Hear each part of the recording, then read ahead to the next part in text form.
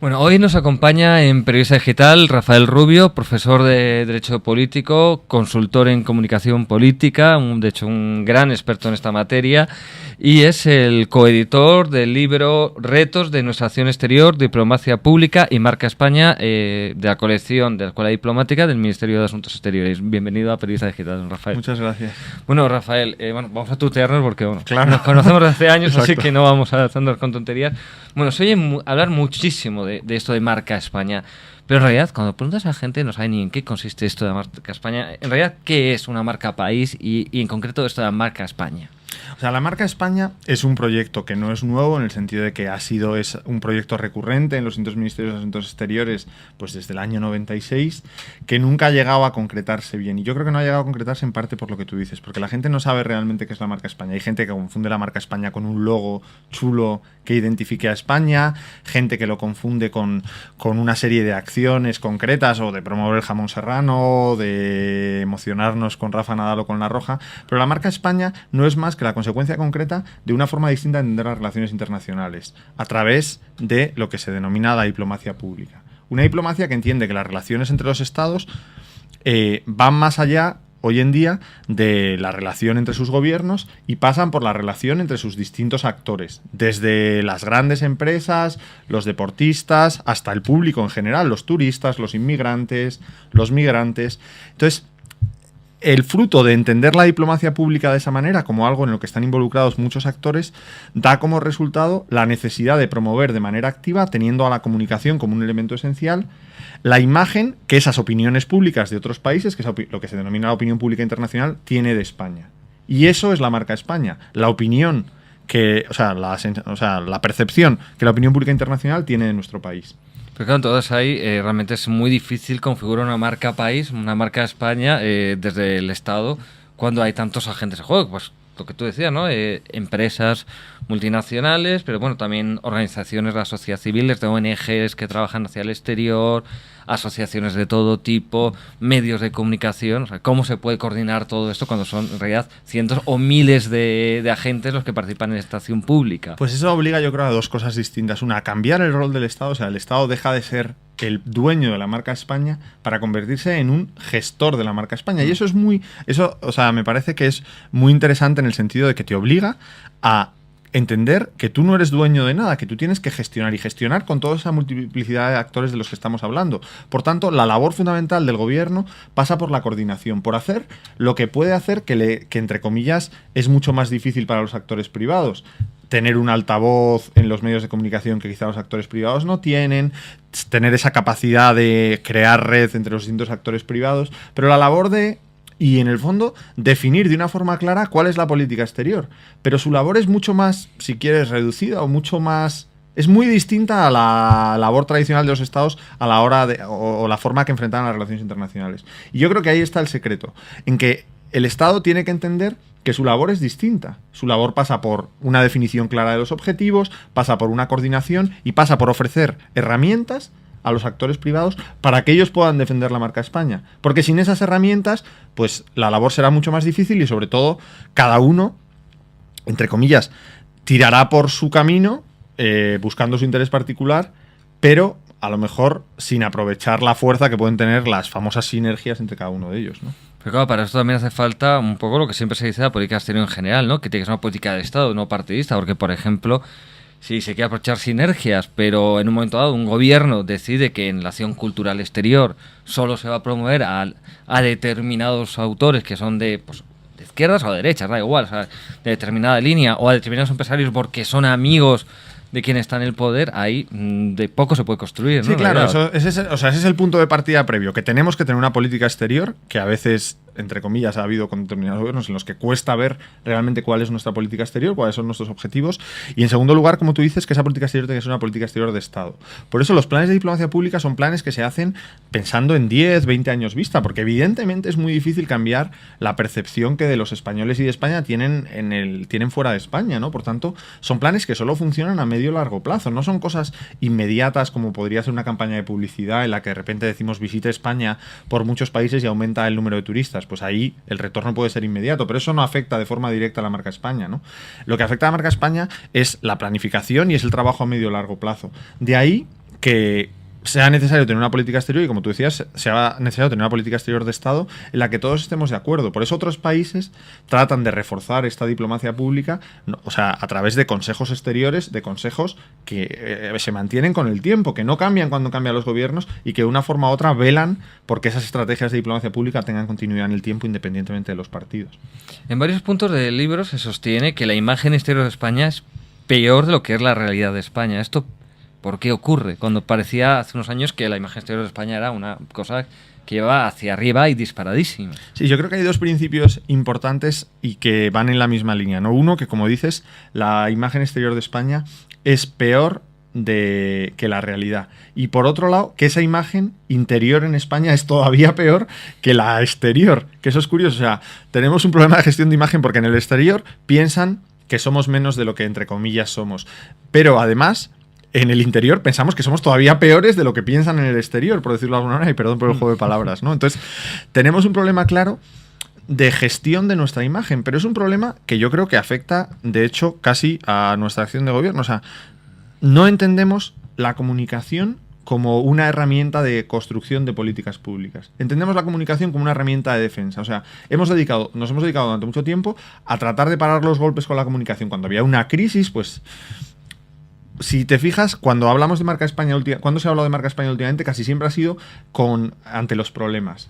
Que un policía pegando a alguien en una manifestación, ¿qué daño hace eso a la marca España? O la pitada del Camp Nou en el Madrid-Barça, ¿qué daño hace a la marca España? Solo configuramos la marca España o la comunicación como algo negativo, como algo de lo que tenemos que defendernos.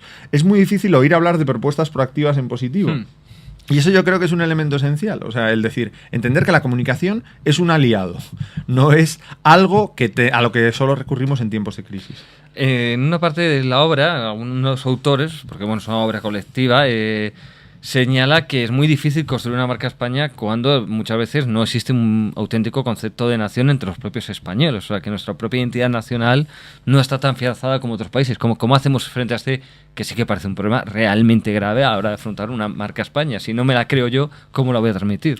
Yo creo que hay un capítulo muy interesante en la misma línea, que es el capítulo de José María Marco, donde de una forma u otra trata de convertir esa diversidad en un poder. O sea, hay una cosa importante, entre comillas, que en España conviven distintas culturas, distintas manifestaciones de la cultura, y eso es un elemento positivo si se entiende así. O sea, si se entiende que hay un sustrato único, un sustrato común detrás que existe y uno de cuyos componentes es la pluralidad y la diversidad.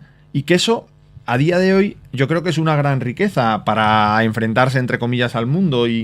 Pero claro, cuando nos centramos solo en lo que nos separa, cuando nos centramos solo en lo que es distinto y tratamos de olvidar o de tapar o simplemente no vemos ese sustrato común que nos une a todos, pues convertimos la imagen, que como hablábamos antes tiene que ser algo percibido de forma uniforme, en una especie de caos en el que nadie acaba de entender qué queremos decir cuando decimos España, ¿no? Sí, también se apunta en el libro que los canales internacionales de las televisiones públicas, en el libro se apunta a los públicas, también hay canales internacionales privados, parece que son una herramienta importante en la consolidación de una marca país. Pues ahí está el ejemplo de la BBC británica, Deutsche Welle alemana, bueno, y muchísimos más, ¿no? O sea, en realidad, pues las televisiones públicas francesas. Sin embargo, se apunta que Televisión Española debería reconsiderar seriamente sus contenidos, que no cumple este papel. ¿Tú compartes esta crítica? O sea, absolutamente. Televisión Española yo creo que tiene un criterio de programación en su canal internacional que se basa básicamente en evitar cualquier otra cosa que tenga derechos. O sea, todo aquello que hemos producido dentro de casa y que no tiene un problema de derechos para la emisión en extranjero pasa a Televisión Española Internacional. Pero no hay ningún criterio de entender Televisión Española Internacional como una herramienta de trabajo, ¿no? Uno de los canales, o sea, unos programas estrellas de Televisión Española Internacional, por ejemplo, es Españoles por el Mundo, que resulta paradójico porque realmente ese programa está hablando a los españoles que están por el mundo, que les gusta ver cómo el resto de los españoles están por el mundo, pero tiene un contenido internacional para el público internacional que no tiene sentido, entre comillas. O sea, resulta como casi ridículo, por decirlo de alguna manera, ¿no? Es un ejemplo como otro cualquiera, pero realmente no tenemos una programación dentro de Televisión Española destinada al público. O sea, parece que Televisión Española está hecho para aquellos españoles que viven fuera o que están de viaje. y que cuando llegamos al hotel no tenemos otra cosa que hacer fuera de España que poner televisión española para seguir, entre comillas, con nuestro hilo conectados a España. Y nos olvidamos de que el público real de Televisión Española Internacional son todas aquellas personas que, si hacemos una televisión de calidad, pueden tener su imagen de España construida en torno a los contenidos que se produzcan en Televisión Española. Sí, recuerdo hace años había quejas por algunos extranjeros que decían, bueno, yo pongo Televisión Española Internacional y me encuentro a Rafael Acarra que apenas habla español, entonces ¿cómo quieren que yo identifique? Claro, ese es el problema. O sea, que está pensado, yo creo que Televisión Española Internacional está pensado para los españoles que viven fuera o que están fuera temporalmente, y eso no construye en gran medida diplomacia pública. La diplomacia pública construye la posibilidad de que todo el mundo tenga la información sobre el Reino Unido a través de la BBC, o del mundo incluso. Eso te cambia radicalmente la capacidad de influencia, ¿no? Otro, digamos, sin salir del tema de la imagen, de la producción audiovisual, suele elogiarse dentro de España mucho el cine español, en circuitos también de cine extranjeros se elogia el cine español, pero sin embargo también, una vez más, aquí se dice que la imagen que muestra de España en nuestro cine es perjudicial, ¿no? Dice, bueno, mientras el cine inglés o cine estadounidense muestran familias felices, normales, que salen adelante con unos problemas reales, con unas situaciones reales, una imagen positiva de lo que es una familia, en España se muestra el submundo prácticamente. Comparte esta crítica sí, o sea, en gran medida yo creo que que hemos pensado que el cine español que gusta fuera de España es el cine marginal, por decirlo de alguna manera, o el cine denominado de arte y ensayo, ¿no? Entonces pensamos que a mayor nivel de aburrimiento, mayor nivel de profundidad, y es algo que no es real, ¿no? Entonces, a la hora, entre comillas, de hacer cine con visión internacional, una cosa que sorprende, por ejemplo, es las pocas películas en España que se graban en inglés, ¿no? Cuando desde un punto de vista comercial, cuando desde un punto de vista puro de negocio, y como ha demostrado pues películas como Tadeo Jones, que es un éxito reciente, grabar en inglés es una garantía de éxito, porque es una garantía. Yo ya no diría ni grabar en inglés, pensar en inglés cuando haces las películas, o sea, pensar que hoy en día con la globalización y con los medios de comunicación que existen, o sea, el público es el mundo. Y que el público sea el mundo te cambia la forma de producir, la forma de trabajar y la forma, y esto es a lo que íbamos, de pensar los contenidos. Entonces, cuando tú haces cine pensando en todo el mundo, quizá el contenido en sí mismo se adapta a eso y es, en la línea que decíamos, pues un contenido que acaba ofreciendo una imagen de España mucho más abierta, mucho más plural y, como tú decías, mucho más normal muchas veces, que es lo que se echa en falta, ¿no? ¿Esto se podría trasladar, no sé, se me ocurre, por ejemplo, a la literatura, a otro tipo de creación cultural, o es algo más específico del cine? O sea, yo lo veo más difícil en el sentido de que escribir, o sea, hay muy pocos escritores españoles, igual que en otros países, como en Perú o en México, hay escritores que escriben en inglés como si fuera su lengua natal, y hay autores latinoamericanos excelentes que ya publican casi en inglés como primera lengua y luego se traducen a sí mismos, ¿no?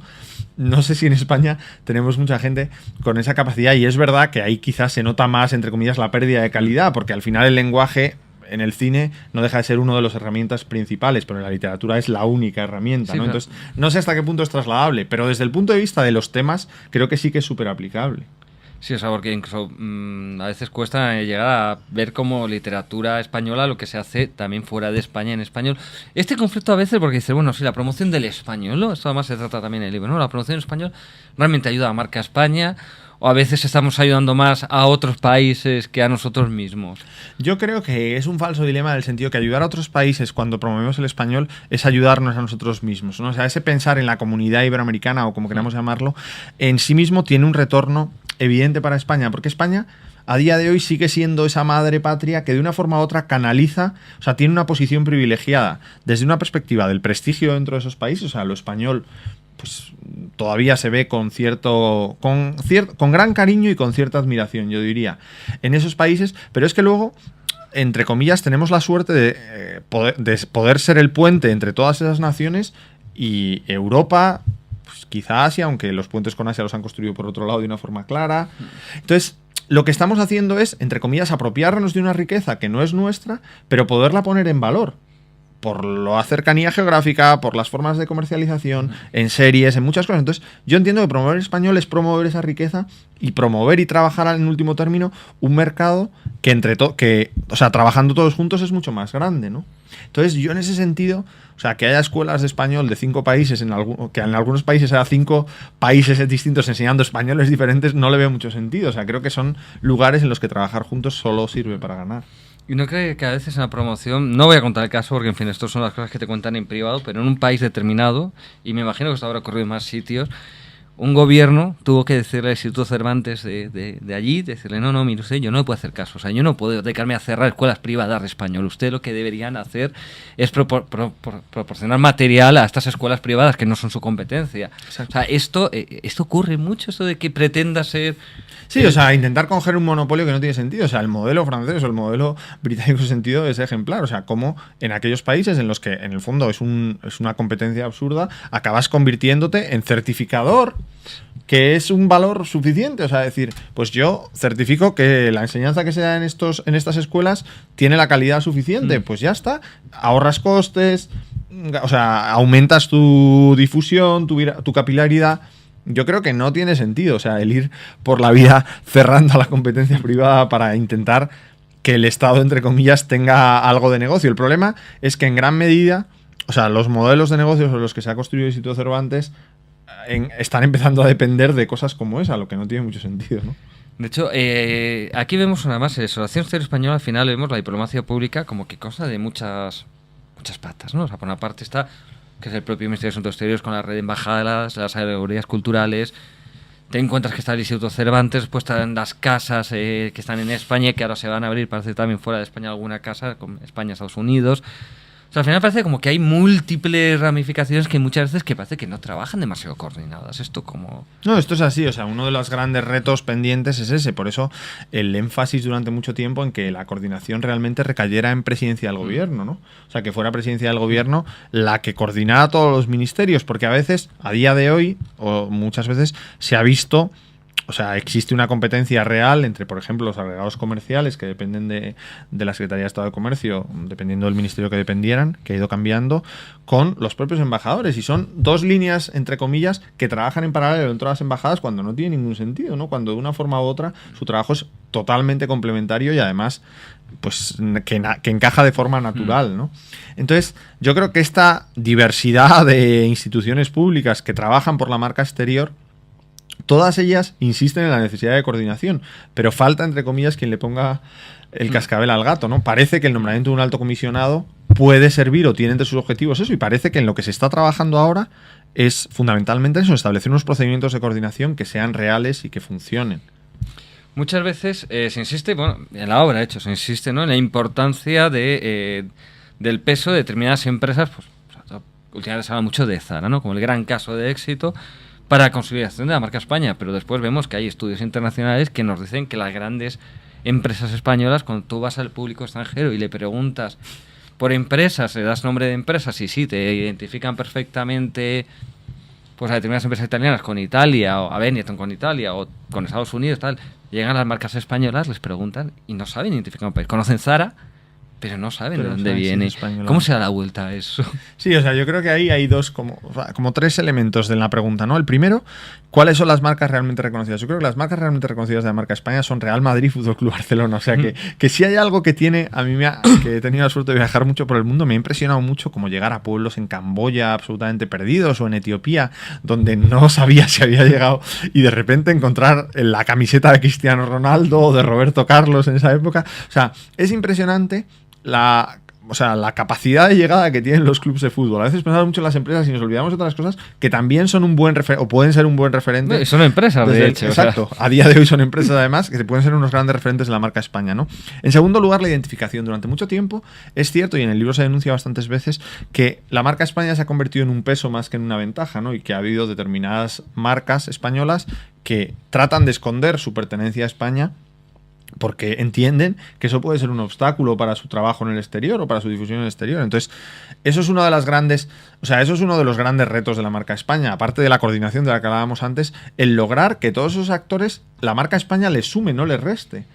Y ese es el papel del Estado realmente, o sea, el ser capaz de ofrecer ventajas suficientes para que la gente acabe no solo estando orgulloso de defender la marca España por lo que eso supone, sino que les sea rentable ir detrás de la bandera de España para hacer negocios. Cuando eso sea rentable, te garantizo que nadie, o sea, que incluso la gente que no tenga especial aprecio sentimental a España, acabará utilizando eso porque es una ventaja competitiva en su externalización. Y hay una tercera cosa que me sugiere la pregunta que me parece interesante, que es que a veces pensamos mucho en el Real Madrid, pensamos mucho en Zara y nos olvidamos de que en el fondo la empresa en España es sobre todo pequeña y mediana empresa y que la internacionalización de las pequeñas y medianas empresas yo creo que son el gran potencial de la marca España y que hay veces que se trabaja mucho en planes de internacionalización de grandes empresas y nos olvidamos de las posibilidades, por un lado, o sea, de las posibilidades que tendría el gobierno de ayudar a las pequeñas empresas en su internacionalización, donde da mucho más valor que a las grandes empresas. O sea, las pequeñas empresas para internacionalizarse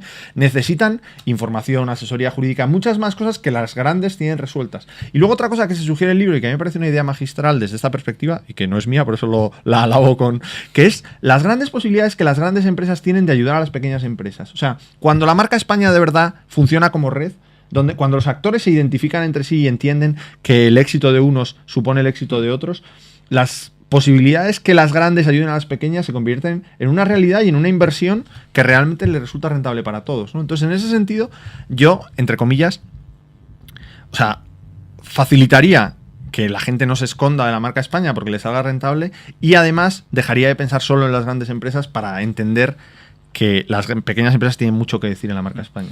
Y bueno, ya una última pregunta. ¿Realmente la marca España ha llegado a superar la imagen del Spain is different, España son sol, toros, sangría? Esta España ya casi de pandereta, o sea, es que sí, que está muy bien ser un país donde se vive muy bien, hace un clima estupendo y la playa es magnífica. Pero yo creo que eso, una marca España, al final, y eso se dice el libro, termina dañándolo. ¿Se está logrando superar esa imagen? Yo creo que no mucho. O sea, los estudios lo que dicen es que España sigue identificada, dicho en positivo si queremos, con la pasión, con el amor a la vida, con cosas que bien entendidas, con la creatividad, pueden tener o sea, bien trabajadas, más que bien entendidas, pueden tener o sea, pueden resultar favorables para la marca España. O sea, no podemos intentar evitar ser lo que somos. Pero lo que tenemos que hacer, y esa es la labor de la comunicación, es que esas cosas que tenemos y que existen y que se dan, se conviertan realmente en una serie de valores positivos que se aplican al mundo de la empresa, que se aplican al mundo de la cultura. O sea, que todas esas cosas que en sí mismas son positivas, o sea, por decirlo de alguna manera, se separen de la anécdota y pasen a la categoría, y que en la categoría, pues eso, ser emprendedores, creativos, al final son valores positivos. O sea, ese ser un buen buscavidas con el que nos pueden identificar los españoles por un lado, cuando se aplica a la empresa y se aplica bien, se aplica con seriedad, pues puede acabar siendo un valor positivo, ¿no? Entonces, yo creo que gran parte del misterio de la construcción de la marca España pasa por convertir los valores que están detrás de esos tópicos en categorías favorables para la marca España, ¿no? Y yo creo que ahí hay un trabajo que se puede hacer, que es bonito y que yo creo que tiene recorrido, ¿no? Bueno, pues Rafael, nos queda pues agradecerte que hayas venido, nos hayas compartido con nosotros estas ideas sobre la marca España, nos hayas hablado del libro, de la obra, de tus aportaciones y de las de otros autores que has hecho bastante generosamente. Así que nada, pues muchísimas gracias por haber venido a Periodista Digital y bueno, suerte con la difusión del libro. Muchas gracias.